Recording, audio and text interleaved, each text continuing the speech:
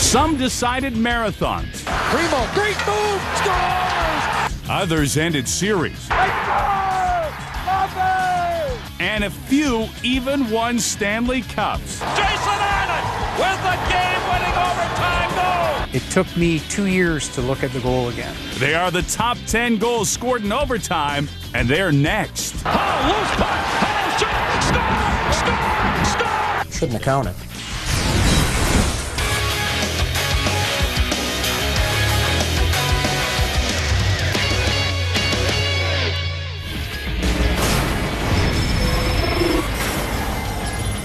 Hi, everybody, and welcome to another SportsCenter Top 10 special. I'm Darren Detish, and as always, we are glad that you tuned in. And as always, this is a very subjective list. People love these shows, and they love to debate who belongs where. Now, we're glad that you enjoy them, so let's get at it. As we count down the top 10 overtime goals, there's nothing more exciting and dramatic than overtime. The fans almost expend as much energy as the players themselves as we begin with a marathon.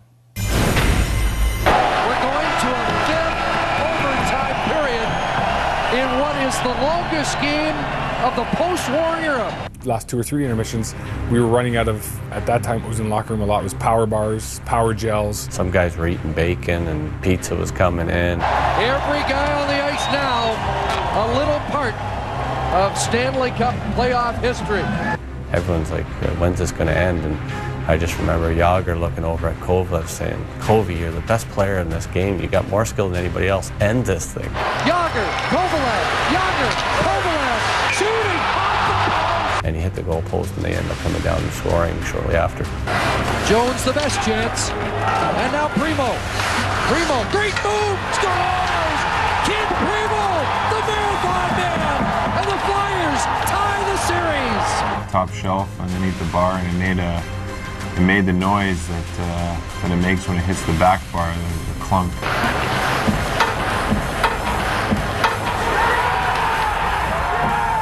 He cuts back. Oh, that's just an unbelievable shot. To see Primo get this burst of energy and be able to fire a shot with that much velocity was shocking, to say the least. Just absolutely roots it. The exhilaration of finally ending it and getting to move on was exciting. 79 series between the Canadiens and the Bruins, and we're in a 7th game. That team in Montreal had never been in the 7th game, never faced elimination. They had a terrific left winger, Donald Marcotte, and he was a terrific shadow. Every time Lafleur hit the ice, Marcotte hit the ice. We double shifted Lafleur, and I'm sure, like most times when you're playing man against man, you know, when the left winger come off, maybe it wasn't Marcotte's turn, but he saw Lafleur out there. Well, they were calling the Bruins for too many men on the ice. The Bruins got caught and the line changed the wrong way, and they're going to be penalized. He jumped on, and of course the replacement jumped on as well. Having a man advantage late in the game on a penalty that should have been avoidable was a big opportunity for Montreal. Lafleur coming out rather gingerly on the right side. He gives it into Lemaire, back to Lafleur. When Guy Lafleur scored that goal, you could feel it on the bench. Oh. As much as it lifted our team, it had to feel like somebody had just put a knife between the ribs of the Boston team. Well, this has got to be heartbreaking for the Boston Bruins. Before the overtime started, Mario says, let's go, Yvonne, we're going to get that goal. I knew if Mario had the puck, I just had to go for the net. So that's exactly what happened. Here's Tremblay hitting the Boston line. Tremblay cutting, sending it right to the I was 24 hours more popular than Guy Lafleur. When we go someplace with Yvon Lambert, they all come to him and say, Yvon, that goal, I will remember that goal all my life. So there's so many people that it's part of their history. Second overtime, game 7. 0-0. Here we are, you know, game 7 in Detroit, Joe Louis. Anything can happen. Dropped it back. Gretzky picked it up, couldn't find it. Gretzky lost the puck. Yzerman takes it over. Yzerman is turning and coming in. Another shot, score! Yzerman scores! Detroit wins the game! It was a rocket. I mean, Stevie got all of that, and It was a wicked shot where it rose, if you watch it, rises up, and it hits the perfect spot in the net. That is everything Steve Yzerman had in the bag. And Steve got that puck, and you know, he come down that side, and one of the most like say unexpected part of his game was his shot. It was just a perfect shot. That's as accurate as a shot as you're going to find. It was a great shot, and unfortunately for us, it eliminated us. There was an angle right behind the net. It's a handheld camera guy right there, and he had it. I mean, it's as good as it gets. It's award-winning because you're seeing it come right at you. A defining point probably in Steve Yzerman's career as being known as, you know, that a big-time player in a crucial moment and a winner. They didn't win the cup that year, but then they won in '97, '98, and I really believe that goal, you know, propelled Steve and propelled the Detroit Red Wings to the great championships that they had after that.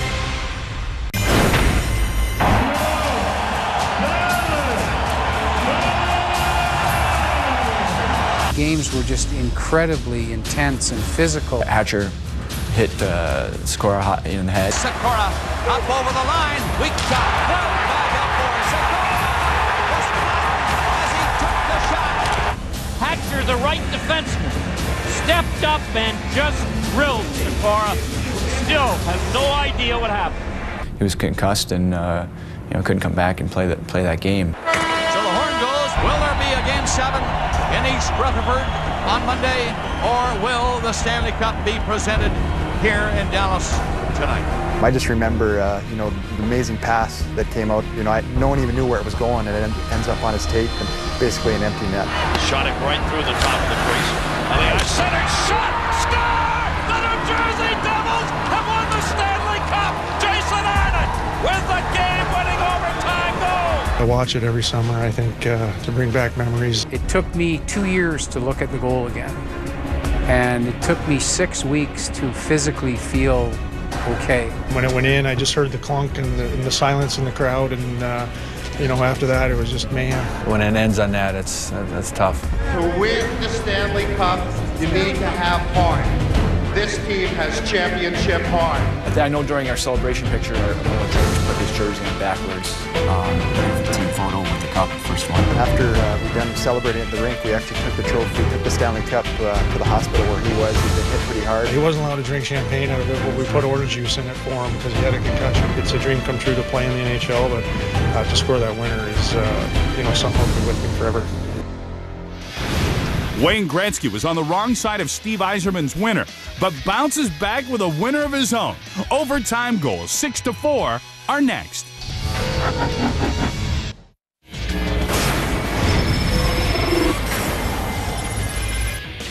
Welcome back to the show, and he is considered to be the greatest player to ever play the game. Wayne Gretzky had 122 goals in the playoffs. A lot of players don't even get that in their career. He also had 260 assists in the postseason. I know it's crazy. 382 postseason points. But this is about overtime winners, and coming in at number 6 is one of his best shots ever.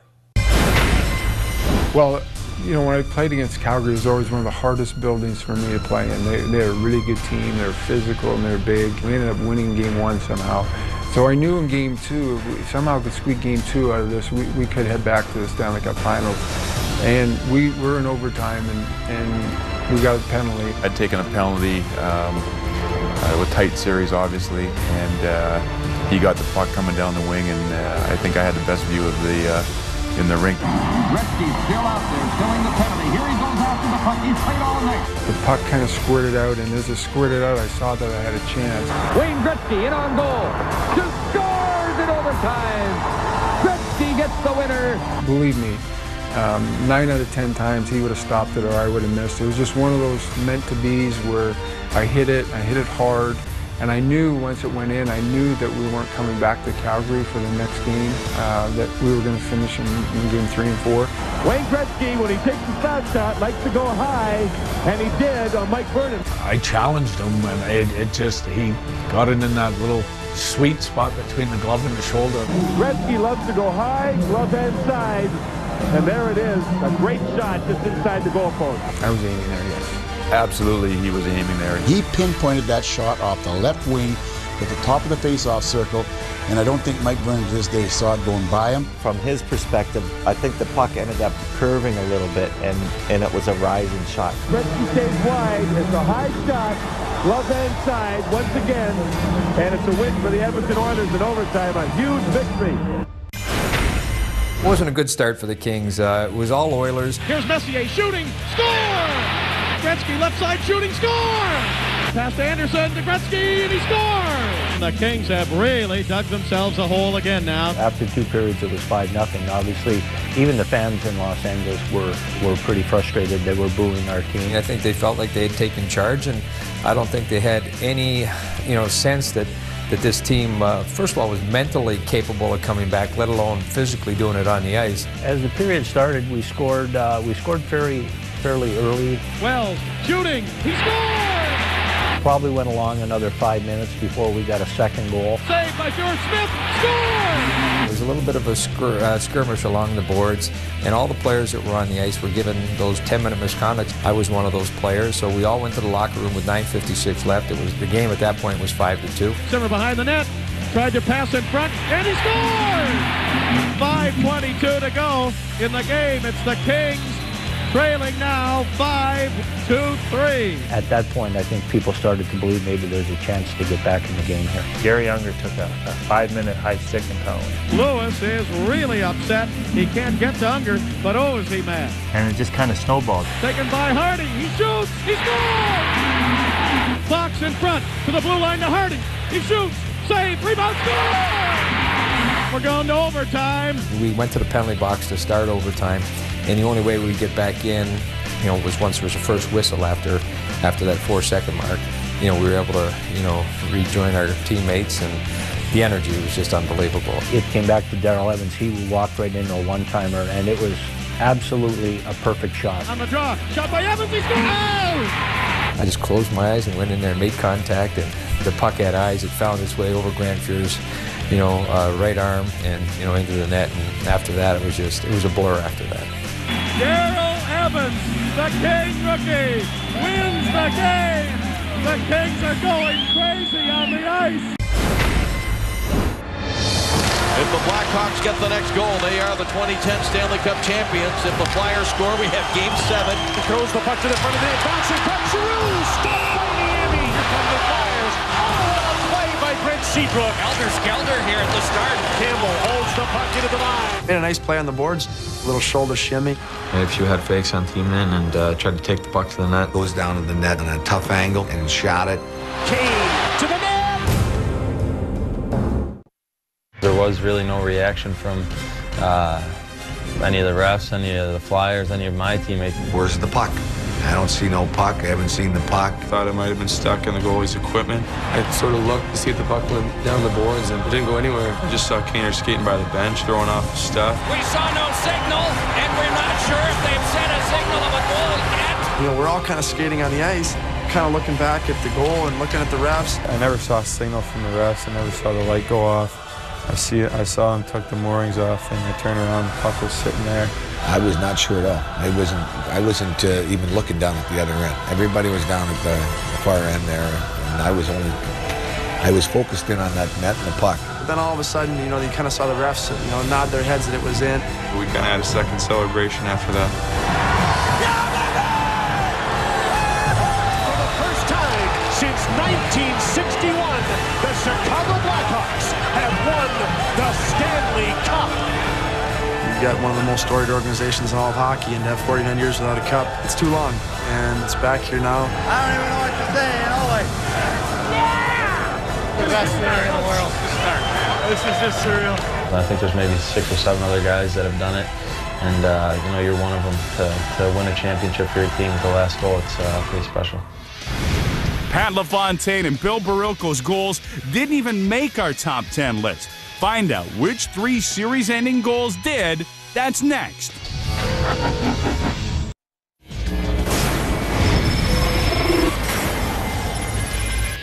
In the early 1980s, no team was better than the New York Islanders. They were talented and tough, and they had great players like Mike Bossy and Brian Trottier, Denny Potvin, and a tough mutt named Bob Nystrom. He could chuck the knuckles, and while he etched his place in Islander history, there is only one Bobby Orr, a revolutionary defenseman who people revere to this day. So let the countdown continue.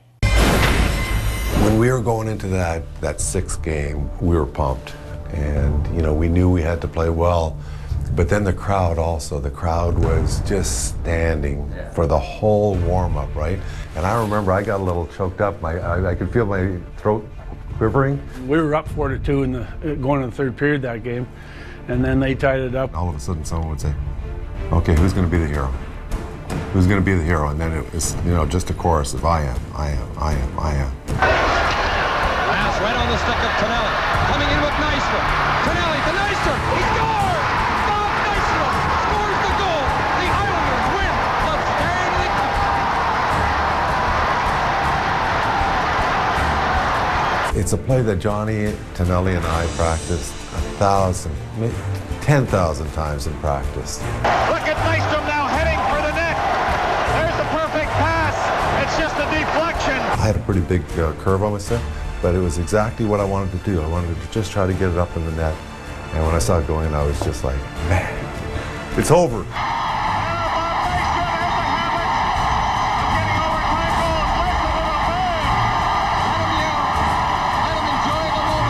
It's when I became a champion for the first time, and I'll tell you, it's hard to ever replicate that kind of motion and feeling, and I just want to grasp the moment. Thanks, guys!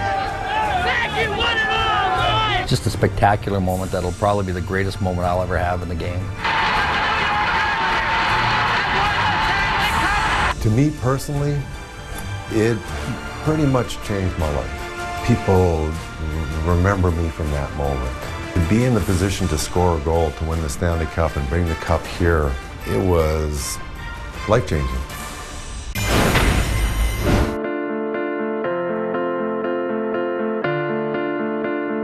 It was dramatic, but at the same time, it was sweet. I remember it very well, but I got a little lucky. Derek and I sat beside it, and I says, I'm going to start, so you're not going to get a game, you're not going to get on, I'm going to score. We're going to score the first shift. He says, not if I start, because we're going to score the first shift. And then Harry came in and said, Derek, your line start. And he said, don't even worry, Espo, you're not getting on. Ecclestone and Berenson. Westfall rolled it in front. Sanderson tried a shot that was wide, and Keenan cleared it, but not out. I was just trying to put the puck on that. I'd like to tell you that I could see the legs open, and I turned the puck up on its edge and shot it between. But really what I was trying to do when it hit my stick and I started to cross, I just was trying to get it on net. And as I say, with plan moving, he opened his lane. I think it was Derek Sanderson got the puck and threw it to Bobby. Bobby Orr behind the net to Sanderson. Orr! Bobby Orr! Scores in the Boston Bruins! Have won the Stanley Cup! I jumped and Noel Picard helped me a little bit, but I helped it. I did help it. I jumped. It was very exciting. When Noel saw him go by and shoot, he saw it and he was so frustrated, he just, lifted up the stick, and those sticks probably weighed 30 pounds back then, that big wooden piece of lumber. And he said when he was in the air and they scored and I knew it was in, I just continued on and kind of pitchforked them and, looked around. 29 years ago, the Bruins last won a Stanley Cup, and they do it today, much to the delight of a capacity crowd in Boston. It was just that momentous goal. Boston hadn't won the Stanley Cup in so long. It was Bobby Orr. Everything came together. And of course, that classic Boston Globe picture from behind the net of Bobby Orr flying through the air. I think it's made famous because that photographer got that moment on film back then and distributed it quickly. Who doesn't have a black and white copy of that one right there? We've seen marathons and crazy comebacks. Coming up, a Stanley Cup winner that is arguably hockey's most controversial moment.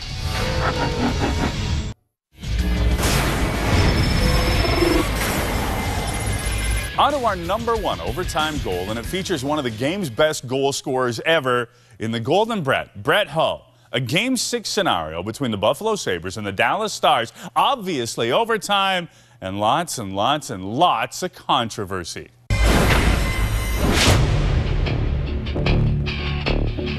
This is the Stanley Cup arriving. The big question, the question of the hour.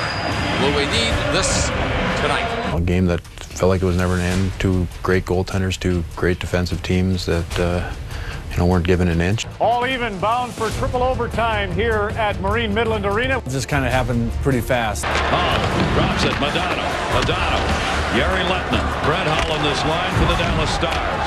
Just by Hull, shot, Yari Letnin, Hull, loose puck, Hull, shot, score, the Dallas Stars, Brett Hull, they've won the Stanley Cup, deep in the heart of Texas, the Stars are shining. Brett went to the front of the net, and the puck just kind of followed him in. The rebound was there, and Hasek was down, and he kind of turned, and I was really close to him. So, the rebound I saw coming to me, and I was ready to shoot it myself. But as Brett turned, he kind of hit my stick, and he kicked it back up to his stick and went in. The Dallas Stars have won the Stanley Cup, and none other than Brett Hull gets the game-winning goal. Shouldn't have counted. Given the rule that was there at the time, which was a crazy rule, shouldn't have counted. Let's have a look at it now. Is his foot in the crease when he puts it in?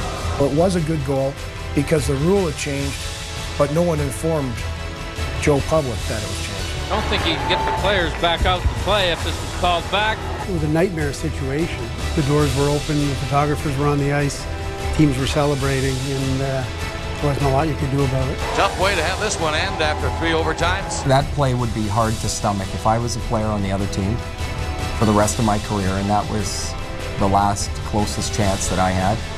That would be a tough one to swallow. At the time on the bench, you're just dejected. Everything happened so fast, you don't see a replay, and then it wasn't until we were in the locker room about 5-6 minutes after shaking hands that we realized this shouldn't have been a goal, and obviously it's a little too late then.